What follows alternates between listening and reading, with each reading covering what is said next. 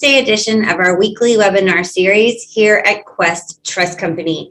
I am Nicole Bako, an IRA specialist, and very happy to be here with you today. Our moderator for the day is a fellow IRA specialist, Logan Anda. He will be happy to help us with all of our questions as well. So and of course, today's guest speaker is Paul.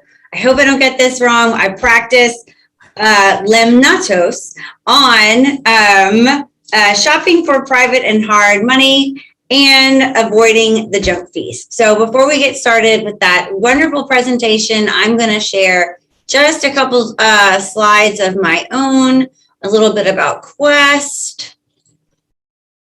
Slideshow from beginning. There we go. All right. Let me swap this around. There we go. All right. There we go. So who is Quest Trust Company? It was actually started by two brothers, Nathan and Quincy Long. They actually started the business as investors themselves. So they really built the company about on the client experience and what they would really want in a custodian to do the type of self-directed investing that they were doing. So we are the largest self-directed IRA custodian in Texas, started right here in Houston, and we also have offices in the Austin and Dallas areas. I would say $2.1 billion assets under management now, over 20,000 clients across the US. So no matter where you're joining us from today, we can certainly help you. And I would also say we are probably closer to 400 million in undirected cash that we are talking about, lending money today. And of course, our disclaimer, this webinar, like all of our webinars, excuse me, is for educational purposes only, and we do not give any legal, accounting, structuring, tax, etc. advice whatsoever. We certainly recommend you connecting with your CPAs, your attorneys, doing all of your due diligence before entering into sort of any investment at all. All right. So what is a self-directed IRA and why should you have one? So self-directed is honestly just a marketing term, and it means you are in the driver's seat. You get to tell us what you want to invest in your self-directed IRA. Here at Quest, we only hold private investments, nothing publicly traded, and you just get to tell us what to do. That's really what a self-directed IRA is. They're governed the same way by the IRS. Contribution limits are in the same. You just have a larger open architecture platform here at Quest to invest in private assets. So of course, the benefits, the first one being diversification. Instead of just being able to invest in the stock market, stocks, bonds, mutual funds, ETF, et cetera, now you have this, private assets to now invest in. Tax savings, of course, there's definitely different types of IRAs. Some are tax deferred, where you don't pay any taxes until retirement when you start taking those distributions. Some, like the Roth IRA, after being open for 5 years, reaching age 59 and a half, tax and penalty free distribution. So that's really exciting to me. And of course, invest in what you know best. So, realtors out there, accountants, whatever your trade is, whatever, you're really knowledgeable about, I bet there's a private, asset out there that you can invest in. So here are the 7 types of accounts we have here at Quest. I would love to tell you more about all of them, but make sure you're getting in touch with your local IRA specialist, and we would love to help you learn more about these accounts and see how they can help you, current clients, of course, included.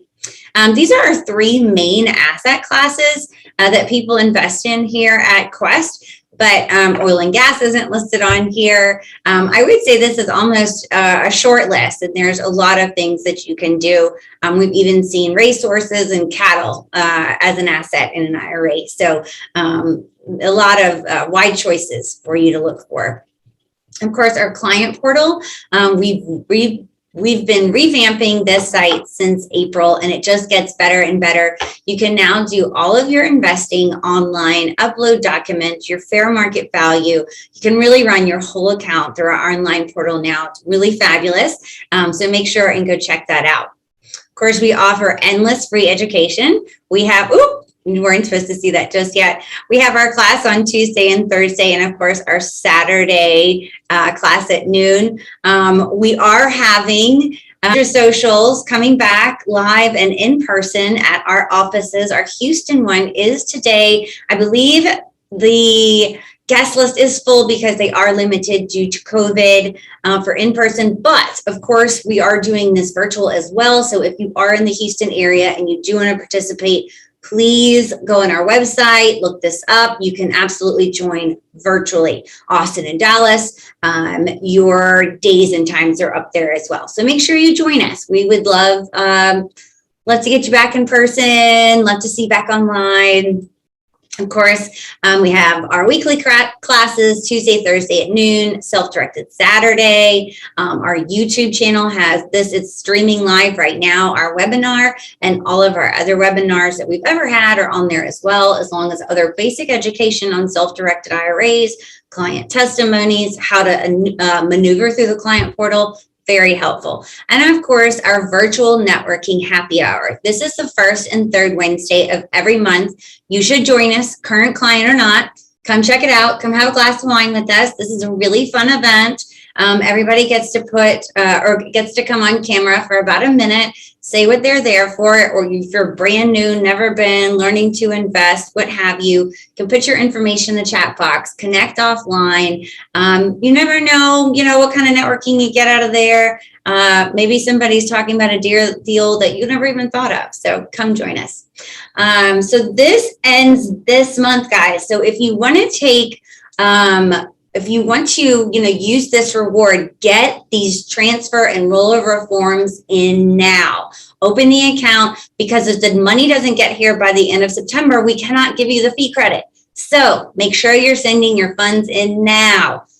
Existing clients, new clients, people that are on the fence, get your funds in, because then we would love to give you free money. I mean, it's just a great deal.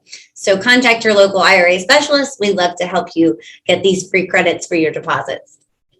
Of course, so right now, until Friday, we are giving double the rewards for referral. So if you are a current Quest client and you refer someone and they open an account, instead of just getting $25 for each of you credited to your account, you're each going to get $50 credited to your account. So double the money for having friends at Quest. So make sure you are referring people. Make sure the referral person is putting your name on the application. Call us. We're happy to help you figure that out and get that all taken care of. So $50 each credit. All right. So how do you get in touch with us? Easy to get in touch with us. The QR code is working. Chat with us live. Our website, as soon as you get there, a chat box pops up. It is not a robot. It's actually manned by our IRA and transaction specialist. We're happy to talk to you. Give us a call. We really do think this is fun. 855-FUN-IRAs, or contact me and Logan directly, nicole.baco@questtrust.com or logan.onda@questtrust.com.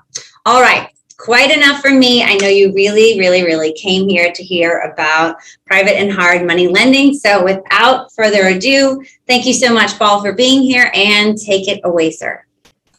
Thank you. All right. So the screen share, I got to make this thing a little bigger. I go down here, I hit this button. I find the presentation. I hit share.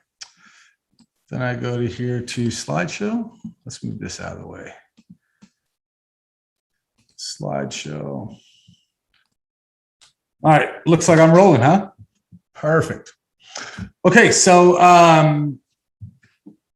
on these presentations, I'm often talking to private lenders and I'm often talking to borrowers. This presentation is geared more towards borrowers, but as a private lender, my invitation to you is to have on your listening and thinking cap, in the sense of, well, if I don't do this, then I'll increase the chance of not only getting more deals as a private lender, but getting better borrowers. I say it, and there's really no secret behind it. The big secret to our company's success is, well, we have the best clients in the world. And how we define those clients is, well, first, they're nice. Second, they're really qualified. And how we're able to get them is based on what we offer them. So this is an old picture here Prometheus. For those that don't know the old ancient Greek mythology story of this, check it out. Prometheus, he is a man who stole fire from the gods, gave it to the people. For that, they hung him to a cliff. Every day a vulture came, ate his liver, regrew the next day, and the vulture came back. Ends really happily. I won't steal all the thunder. If we were all together, I would ask by a show of hands, who believes this slide to be true? And about half the class typically raises their hand. And then I ask, who believes this to be a half truth? And then there's one or two people that raise their hand. And I'm one of those that believes this to be a half truth. Reason behind there is knowledge without action. It's nothing. It's just because you know something doesn't mean anything. So this whole concept of knowledge is power, I disagree. I firmly believe it's knowledge plus action. So my invitation to you today is whether you're a borrower, whether you're a private lender, I will deliver on some valuable information here. And it's your invitation to actually take action behind it and not just store it in your head. So what is a hard money loan? What is a private money loan? Pen and paper. You start talking to people, they think it's something like this. It's really not. It's not confusing. It really is just an expensive mortgage. It is the most expensive mortgage loan you've likely ever gotten. And with that, it's not about how much it costs, but it's about how much it makes. So the private hard money loans, what you're doing as a borrower is you're buying money. And whenever you're buying money, it's, well, how much is that money going to make you?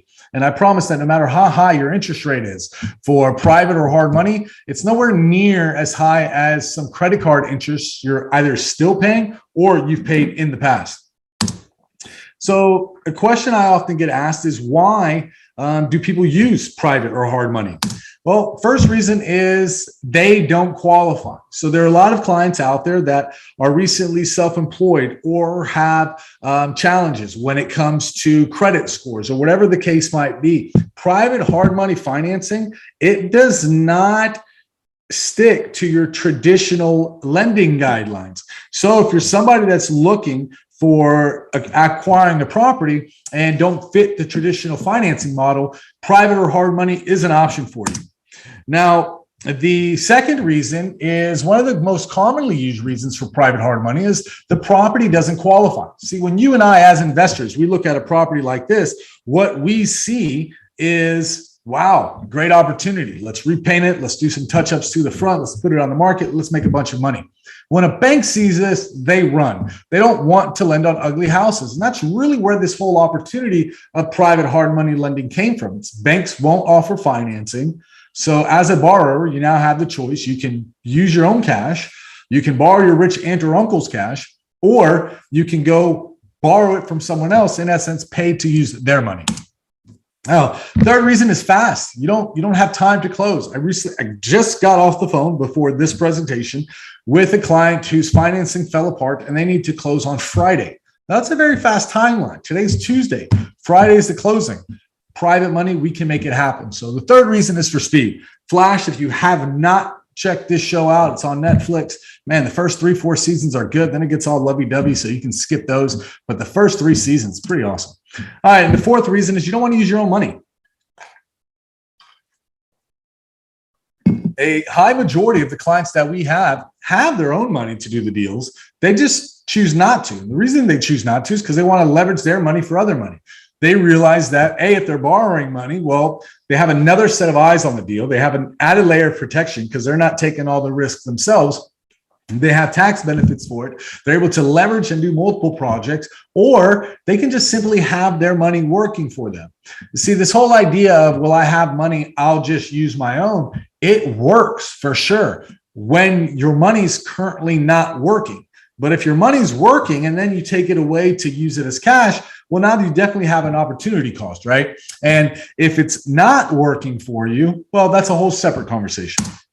Now, before diving into the presentation, what I want to do is give you a quick formula here for your no deals. And again, this is for borrowers. So this is a quick formula to where, no, I don't want to do this deal, or yes, I want to do this deal. As a private lender, this is a great formula for you to tell your clients how much money they have to bring to closing. That way, if they don't want to bring that much to closing, you can stop spending your time, energy, and effort onto, well, further underwriting the deal. So here's the math. Take a picture of it. You really don't have to. So I'm gonna go over it on the next slide. And so whenever you have a deal, what I want you to do is draw a line down the middle of the page, then a line across that. On the left side, I want you to write money I need, and on the right side, money I get. On the side of money you need, you always need purchase money. You need rehab money. So you need purchase money to acquire the property. You need rehab money to renovate the property. And you're going to need closing costs. These three numbers, you're going to want to total that up. And that gives you the total money that you need. Now, on the right side of the column, I want you to write 70% of ARV. For those that are with us that have good credit, good income, good assets, you likely qualify for conventional financing. And because of that, we'll go up to 75% of the after repair value for you. Different conversation. Now, 70% of ARV equals what? Because whenever you have a project, you always want to start with an ARV or have an ARV to start with. Multiply it by 70%, and that's going to give you the total of money you can get. So once you have this formula here, now it's just a matter of filling it in. So purchase price, $245. Rehab budget is $75,000. Closing costs are $10,000. Total is $330,000. ARV in this example is $450,000. 70% of 450 is $315,000. We have two numbers here: $330,000 money I need, $315,000 money I can get. Difference equals cash to close. Difference in this example is $15,000.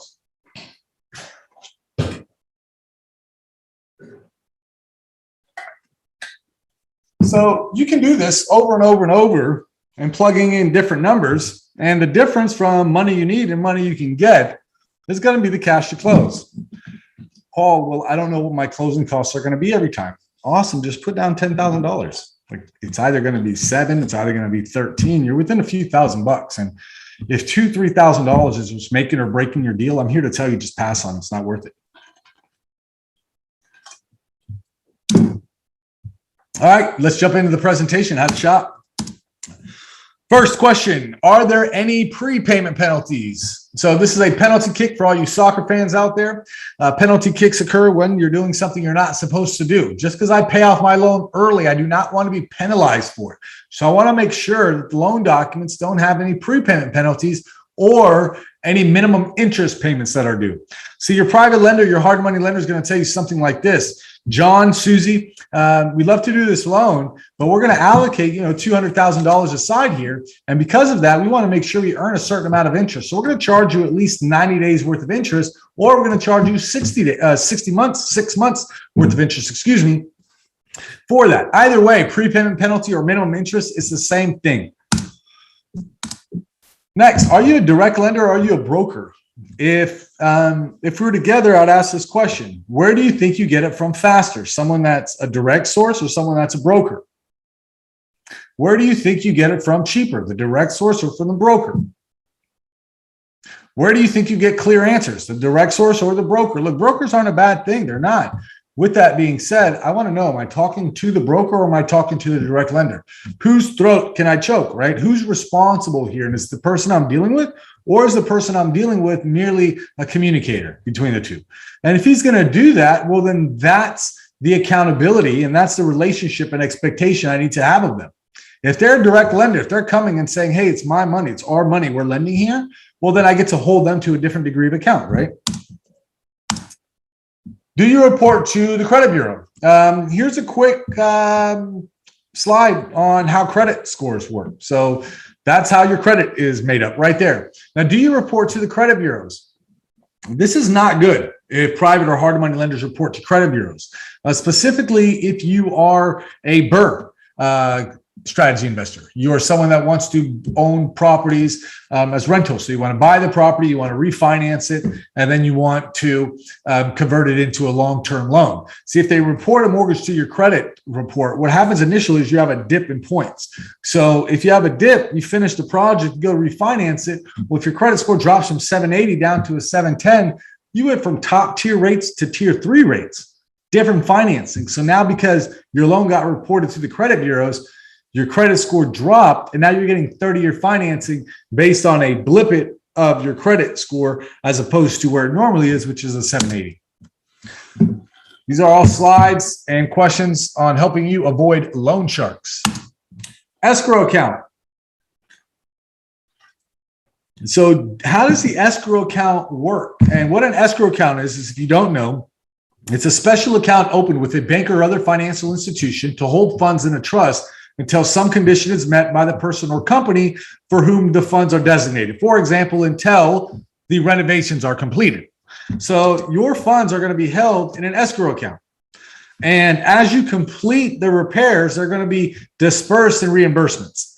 So if you have, in the example a few slides before, it was $75,000 in repairs. As you complete, let's say $10,000, $15,000, $20,000, you say, hey, lender, I finished $15,000 worth of repairs. Will you reimburse me for the money?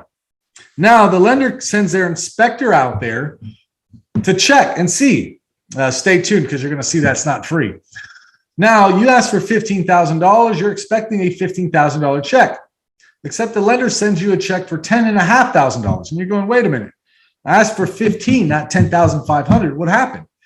And then the private lender or the hard money lender goes, look, we do escrow holdbacks. And what that means is we hold back 30% of all your draw funds until your project is complete. And then once your project is complete, we then reimburse all funds back to you. Huh? So how do I pay my contractor this other $4,500 that I owe them?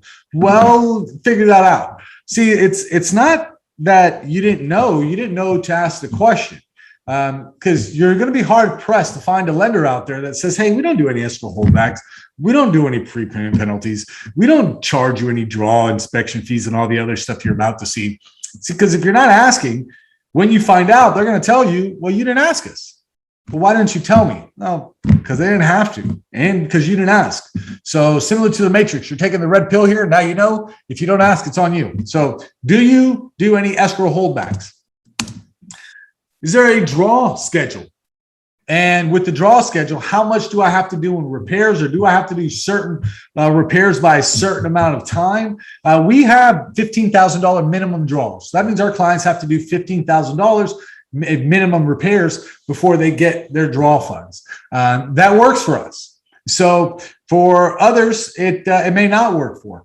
The point is our clients know that up front. And as borrowers, you want to be asking your lenders up front if they have draw schedules. And if so, what are they?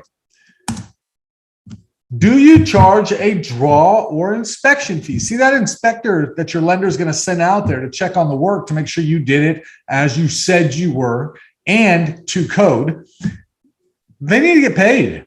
So they're going to charge you between $150 and $250 each time they go out there. So $75,000 rehab, if you're doing $15,000 draws, that's 5 draws times $200. Let's say that's $1,000 just went away in junk fees. Excuse me. How fast are your draws? Do you deliver those within 48 hours? Do you deliver them within 2 weeks? How quick is it? And you want to know clearly, because once you know, now you know what process for you to follow. All right, wire transfer fees. This one gets me, man. So now they're going to charge you $200 to send you the draw and inspection fee. Then they're going to charge you another $50 for a wire fee. So wait, you charge me $200 for someone to come out to look at the work that I told you I was going to do. And then you charge me $50 to send me the money? Like, what bank charges $50 wire fees to begin with? What other fees are you charging me? Are you charging me payoff fees? Like, are you going to charge me a document? Are you going to charge me a fee to generate a document that tells me how much I owe you? See, at the end of your loan, when you go to pay it off, the title company or your bank account, your accountant, or you are going to say, hey, lender, can you send me a payoff? I want to pay you off. Tell me exactly how much I owe you so I can get you the money. They're going to calculate all that up, and they're going to charge you $50 to $100 for their time to type that up to send it to you. I don't get it. Oh, others, extension fees. Are you going to charge me a penalty if I pay you off early? Or are you going to charge me a penalty if I go over? Monthly servicing fees. This is a fee that you have to pay just to pay the lender. So pretend your payment is $2,000 a month. You have to make a payment for $2,030 because $30 goes to a servicer to handle the payment. What? I can't just pay you $2,000. I have to pay $2,030 to them so they can pay you. Like, I don't have a problem paying you. Why can't I just pay you? Well, because I don't want to do my accounting, and because for bookkeeping this, then you pay this stinking fee, for crying out loud. If it's because of your bookkeeping and your accounting and all that, then you pay the fee. Look, private lenders, you keep nickel and diming your clients together, our company is just going to get bigger and bigger. And then you're going to have to change anyway. Like, if you haven't noticed, we've been around for a little more than 3 years, but go on Facebook and see how they're competing with each other now. We don't charge you for this fee. We don't charge you for that fee. We don't charge you for this fee. It's not a matter of if, it's a matter of when. Like, it's coming. So jump on early, because if not, you're going to be left behind. We make fun of you. We call you junk fee lenders. So that's you, loan shark right here. What's your foreclosure rate?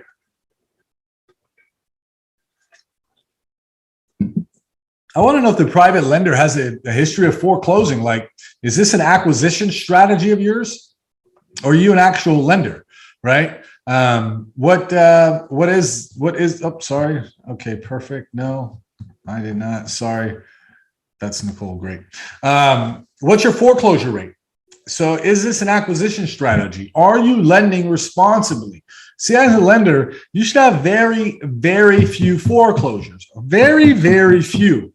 Because it's your responsibility to give a good loan. It's not your responsibility to say, well, if they don't pay me, I'll just take the property back. Like, you jerk. Don't put people in bad loans. What's going on? There we are. All right, my favorite of all, and we're wrapping it up here. We're wrapping it up super early, which is awesome. My favorite of all is this. If I ask you to pull out your credit card, you have one in your wallet right now or in your purse. And the way that credit card works is this, is whether it's Visa, MasterCard, Discover, they're going to give you access to, let's say, $10,000. And next month, they're going to send you a bill for what? Are they going to send it to you for the $10,000 that you had available to you? Or are they going to send you the bill for the $1,000 of the money that you used? Right? And if you're sitting here going, well, that seems like a stupid question, it kind of is. It's what's also very asinine and silly is for you as a real estate investor to pay interest on money you haven't received. See, if I could fast forward very quickly and go back to that money I need, money I could get slide where it said rehab budget $75,000. It said loan amount $315,000. That's your total loan amount once you borrowed all the money, the $75,000 that is. Until you borrow that $75,000, why on God's green earth would you pay interest on it? See, now before you answer that question, I want you to put yourself in a space of you're opening your mail, or you're opening your email, or you get your text message alert that says you owe us X amount of money. And it says that your payment for your Visa card is due on $10,000 when you haven't used any of it. Like, where would you be? Like, how emotionally charged up would you get? You know, how quickly would you pick up the phone and call Visa? How quickly would you go to Facebook and social media and start complaining? Well, that's over $10,000. Why are you paying interest on $75,000 that you haven't used? See, as an investor, you think what you want is the lowest interest rate. No, what you want is the lowest money out of your pocket every month. And if I was charging you 11%, but I'm charging you 11% on $240,000, 75 minus 315 is 240. Versus somebody charging you 9% on 315, my payment is much less. And therefore, you make more money when you take my loan. So if you forgot everything, don't forget this one. First was knowledge plus action is power. You knowing that you're going to be throwing money away on interest that you haven't, or monies you haven't received, That's just dumb. And quick math, if you're paying 9% interest on 75,000, you're coughing up about a little more than $500 a month. And that's 9%. That's a very low interest rate out there. At 11%, it's higher. So, the question is this: do I pay interest on my full available loan amount or my outstanding balance? That is the question. All right, any questions? If you do, pop them in there. Here is a candy store. I am a fan of candy. I love it. Whenever my kids' birthdays are around and I want to go get candy, I don't go to this store to get chocolate. And I don't go to this store to get candy and that store to get the licorice. I go to the candy store, the store that specializes in candy. We are a lender. We do purchase loans. We do refinance loans. We do investor loans. Stop going to every candy store around town. Just come to Blink. Peanut butter and jellies is something amazing. When you have peanut butter by itself, it's good. It's peanut butter. When you have jelly by itself, it's good. It's jelly. But when you put peanut butter and jelly together, you have this amazing thing that gets created called the PBNJ. Blink Lending, we do short-term loans and we do long-term loans. So if you're looking to borrow money for a fix and flip, we do that loan. If you're looking to borrow for a buy and hold, we do that loan. If you own the property that you live in and your interest rate is above 3%, shame on you. Call us next. Or don't call us. Call your bank. Call another lender, but stop paying high interest. I recently refinanced a client who has a 3.375 down to a 2.75. Over the life of the loan, it's saving them over $60,000. Just that's a lot of money. Who's awesome? You're awesome. Thank you so much. I appreciated this. Nicole, do we have any questions? We sure do, Paul. Thank you so much for such a wonderful presentation. We really appreciated it. I was about to ask you to please put up your contact information. Let's see. So I think what you just said probably answered the first two. One was, what is a good resource to find private lenders? I assume this information that you just posted there.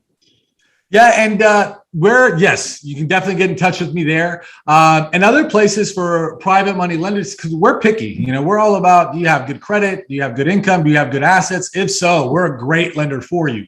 If you're not quite there yet, call us and I'll point you in the direction that is. And every day I talk to clients that don't quite fit our criteria. And the conversation is this: hey, Jerry, you're this close and you've got a good deal here. So if you go to Facebook, there's tons of different groups out there. Post your deal and say, hey, I'm looking for financing. Here are my numbers. Will you lend to me? And Jerry, I promise there are tons of private lenders out there that don't want their put on the suit, the tie, and do these presentations, but they have tons of cash to put out there. So we're definitely a great resource. For those that joined later, Houston tonight, Quest is having a networking event in person. If you haven't already signed up, you're too late, but they're doing it split. It's a hybrid, so you can catch it online. Post online the deal that you have.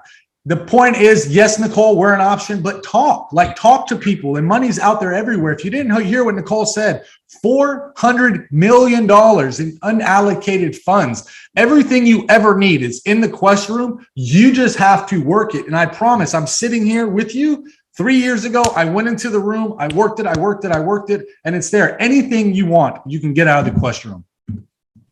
We actually have some more questions if you have time. Yeah, let's do it. Okay, great. Do you conduct a class on how to be a lender?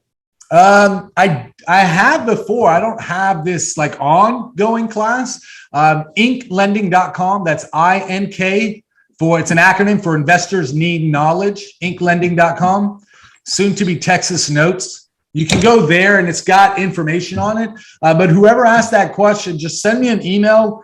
I'd love to just on the side go over it. I do have several presentations. Quest might have a few archived actually. But the answer is no, and call me and let's have a conversation about it.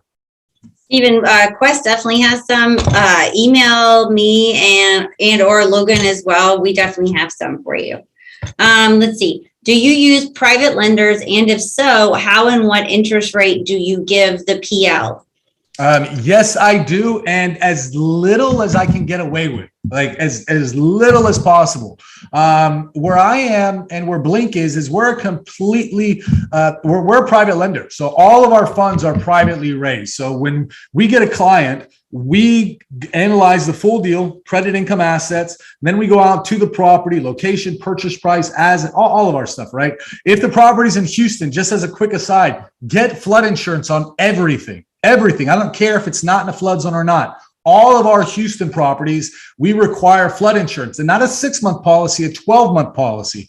Protect yourselves. As private lenders, we have to protect ourselves. So I go out and I'll lend at 10, 11, and 12%. And then I typically keep a 3-point spread on that. So if I'm lending at 12, 9, if I'm lending at 11, 8, if I'm lending at 10, 7, and then depending on how much money you have with us, then we pay different percentages there. We have clients that have a good amount of cash with us. We don't want them to go anywhere, so we pay to keep them. So yes, we work with private lenders. It's a big part of our business. We know Quest inside and out, the systems. I'm a Quest client myself. So if you're a Quest client, it makes it all that easier. And Judy, she does all the paperwork for you, the direction of investment account, which makes it all that much easier for you. So yes is the answer. Perfect. Thanks so much. We have one more question for you. What's the process to refinance a HML to a regular lender? Is it difficult?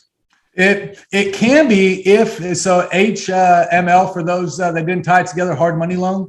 It can be if the end lender isn't familiar with what you're doing. So what you're in essence doing is a refinance, and people often get caught up in, oh, it's a hard money loan, or oh, it's an IRA account. Look, it's a loan or it's a person. You know, what helps me with IRA accounts is instead of it being me, it's an IRA account that's like a separate person. A loan, a hard money loan, it's a loan that you're refinancing. So if the person that's refinancing doesn't know the proper documents to ask of you and the timelines, it can be a nuisance for you. But in reality, no, it shouldn't. It's just a few extra documents. You'll need the HUD from the original closing. You'll need the promissory note from the original closing. And you want to show a paper trail of the payments that you've made. See, whenever you're refinancing something, that's the key. I'm refinancing something I already had. So as a new lender, potentially, you want to make sure that you were paying the old lender, because now you're going to be paying me less.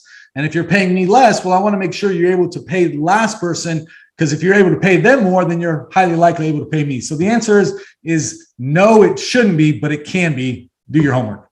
Got it. One last question, promise, and then we'll be done. What would be your golden nugget, like advice or piece of information for people kind of starting out in this field of investing? Marry well. Who you spend the rest of your life with is by far the most important decision you will ever make. Marry well. Outside of that is skin in the game. Skin in the game. You have to have them put up their own money. We all had our first car. Maybe you had your first car given to you, and if you did, this is really going to work for you. Compare how you treated that car to the first car that you paid for, like out of your own blood, sweat, and tears, right? And it's just different. I have done hundreds and hundreds of loans, thousands of loans. I've been doing this 20 years. So that's before 2008. The one thing in all of it that protects lenders is down payment, skin in the game. So the first few times we work with clients, we want clients to have skin in the game. And the client that we attract, they're okay with that. And the other nugget is this: you can't charge them all these junk fees that everybody else is charging. Like my wife for me to get her, I had to be a certain way, right? Like I couldn't go around acting like everybody else. Like, why would she want to be with me? So who did I want to marry? Oh, I want to marry her. Well, who does she want to marry? Who does she want to be with? Now I have to be that. And it's the same thing for you. You got to be that for your client. And when you're wanting the client that's got the good credit score, that's going to put money down, well, don't nickel and dime it. And if you have to eat a few wire fees, or if you've got to, pay for your own servicing, or if you have to pay the inspector out of your own pocket to do so, well, what you're going to get back with that, it's going to come back to you in spades. Like, I don't understand that, but it just felt right. All right. Well, thank you so much, sir. We really appreciate you being here. Great information. Everybody who joined us online, thank you so much for being here. And we will be back Thursday at noon for another class for you. Thanks so much, everybody, and have a great afternoon.